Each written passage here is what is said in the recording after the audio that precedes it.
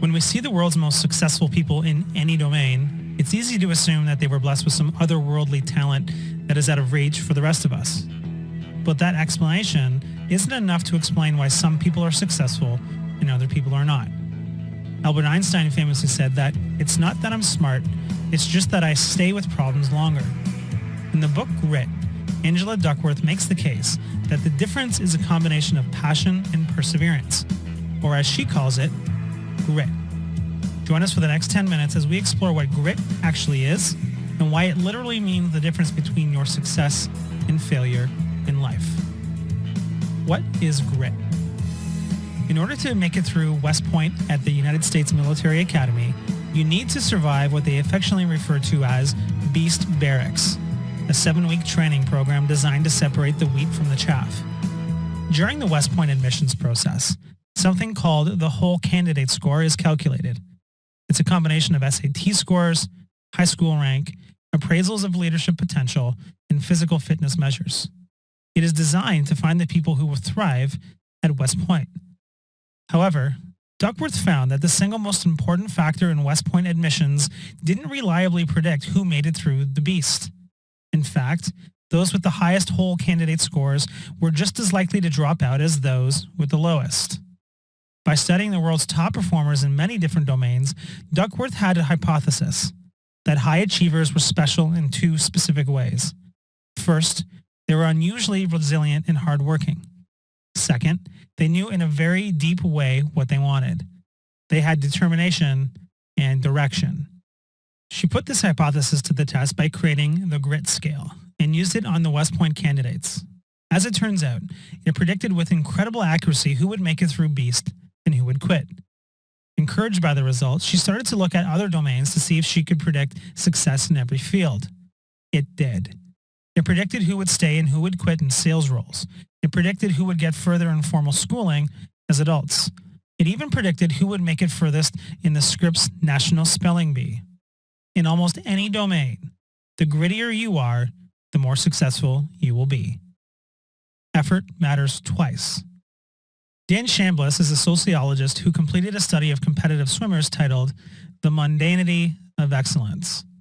He observed that most stunning human achievements are the aggregate of countless individual elements, each of which on their own are ordinary. Greatness, he concluded, was doable no matter what your starting level of talent. Duckworth eventually came up with 2 simple questions that she used to try and explain how you get from talent to achievement. Talent times effort equals skill, and skill times effort equals achievement. Talent, she says, is how quickly your skills improve when you invest effort. Achievement is what happens when you take your acquired skills and use them. Will Smith, the Grammy Award-winning musician and Oscar-nominated actor, agrees. He doesn't consider himself as particularly talented. Where he excels, he believes, is in the ridiculous, sickening work ethic. Here's how he describes his ascent into the entertainment stratosphere. The only thing that I see that is distinctly different about me is I'm not afraid to die on a treadmill. I will not be outworked, period. You might have more talent than me. You might be smarter than me. You might be sexier than me. You might be all of those things. You got it on me in 9 categories. But if we get on the treadmill together, there's 2 things. You're getting off first, or I'm going to die. It's really that simple. Duckworth concludes that many of us quit when we start far too often and far too early.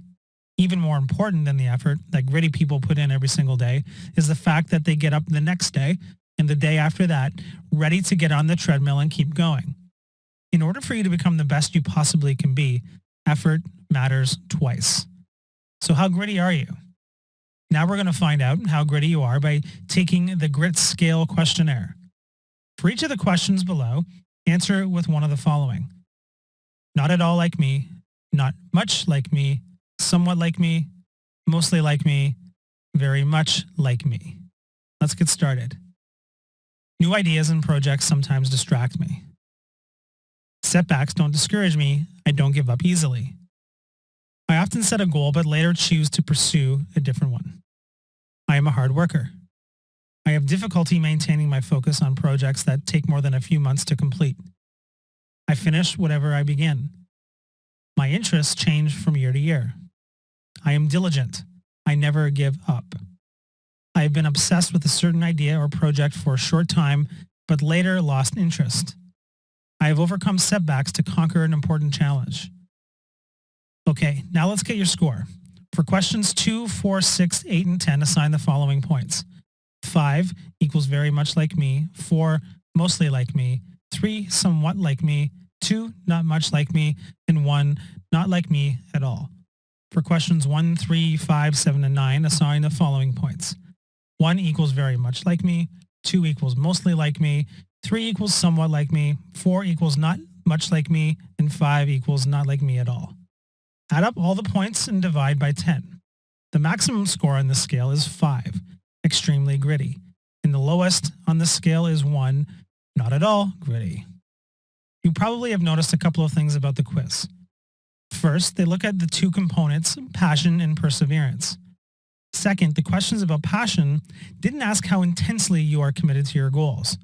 That's because almost all high achievers will tell you that it's consistency over time that matters most. Enthusiasm is common. Endurance is rare. When it comes down to it, grit is about holding the same top-level goal for a very long time. Growing grit. Interest. No matter where you are in the grit scale today, the good news is that you can get better over time, which is a relief to most people because determination seems like something that would be hard-coded into your DNA. There are 4 different elements to growing your grit. The first is having a passion for what you do. There are a lot of reasons why this is true.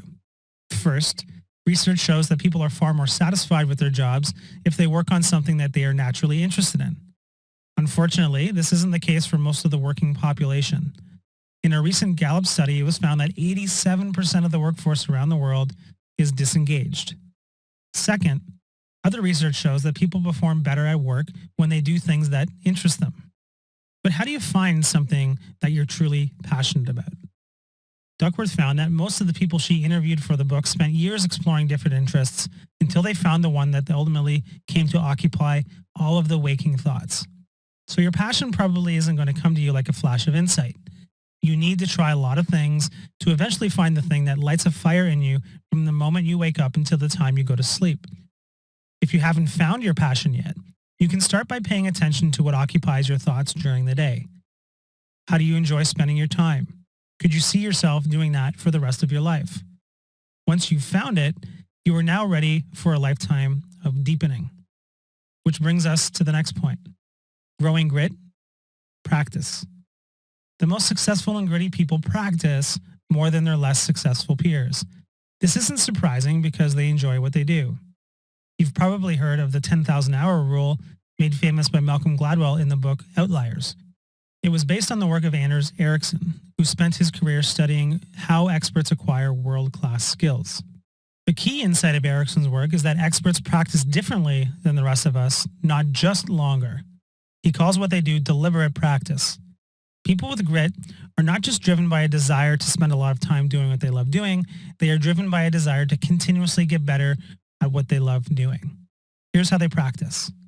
First, they set a clearly defined stretch goal designed to improve one specific area of their performance.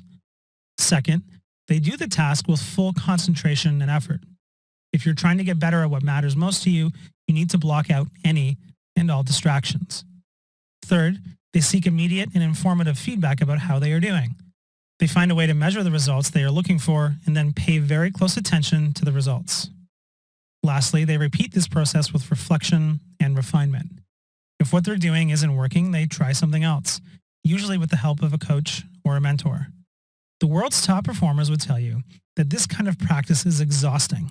They can typically only practice this way for about an hour at a time and then only for a total of 3 to 4 hours a day. So take a look at how you're currently practicing your craft. Where can you get better? Are you simply going through the motions, or are you using deliberate practice to reach your goals? Growing grit, purpose. Being interested in what you do is one way to fuel your passion.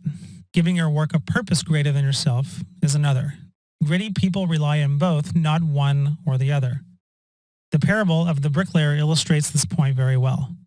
3 bricklayers are asked, "What are you doing?" The first says, "I am laying bricks." The second says, "I am building a church." And the third says, I am building the house of God. The first bricklayer has a job. The second has a career. The third has a calling. Duckworth gives us 3 different ways to cultivate purpose in our lives, no matter what stage we are at. First, you can reflect on how the work you are already doing can make a positive contribution to society. In almost any job, there is some greater purpose that can be found. Second, you can start thinking about how you can change your current work to enhance the connection to your core values. Find the small ways you can change the work that you do to bring you more or even just some joy. Third, you can find a purposeful role model, somebody who inspires you to be a better version of yourself. Growing grit, hope. Duckworth points out an old Japanese saying, fall 7, rise 8. Gritty people have an expectation that tomorrow will be better than today, that today's failure will be tomorrow's success. Or as Nietzsche once said, what doesn't kill me makes me stronger. The world's grittiest people know that if they keep searching for solutions to their problems, that they'll have a higher likelihood of finding them. This mindset is something that fellow researcher Carol Dweck would call a growth mindset. As Duckworth points out, a growth mindset leads to optimistic ways of explaining adversity, which is positive self-talk, which leads to perseverance in seeking out challenges that will eventually make you stronger. By the way, positive self-talk isn't about looking yourself in the mirror like Stuart Smalley and telling yourself how wonderful you are.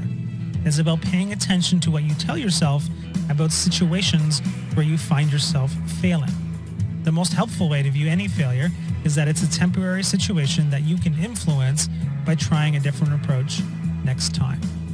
So in conclusion, getting to where you want to be in life will in large part depend on the amount of grit you bring to the table. Follow the suggestions in this book, and you'll be on your way to producing the mindset that will allow you to put in the work required to be great at something you love.